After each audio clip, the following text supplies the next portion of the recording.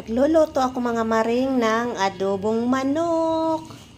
Ito yung tanghalian namin ngayon.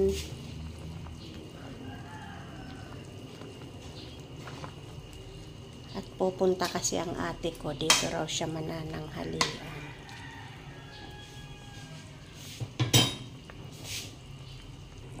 Ganito lang ako maring mag-adobo. Pinakukuluan ko muna siya sa mga rekado.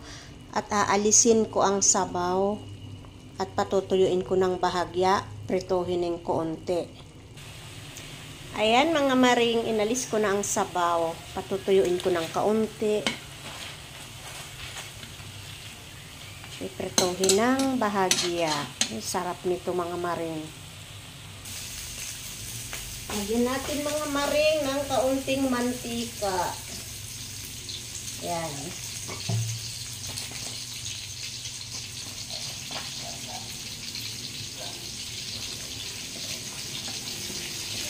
Ay, ang bango. Ganito ang adobo mga maring, mabango. Kasi bango natin.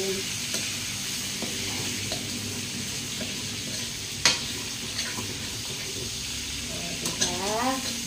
Ito prituhin. Hayaan natin na maprito siya ng kaunti. May 2 sili lang yun. Okay na yan.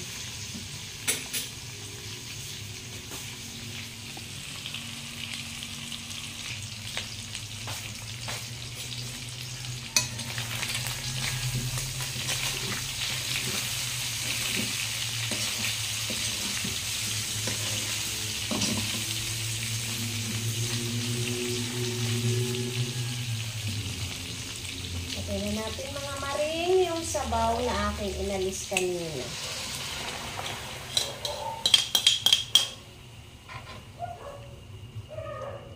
Pakukuluan ulit. Hayaan natin kumulo. Ito na mga maring, pwede na to oh. Kaunti na lang ang sabaw.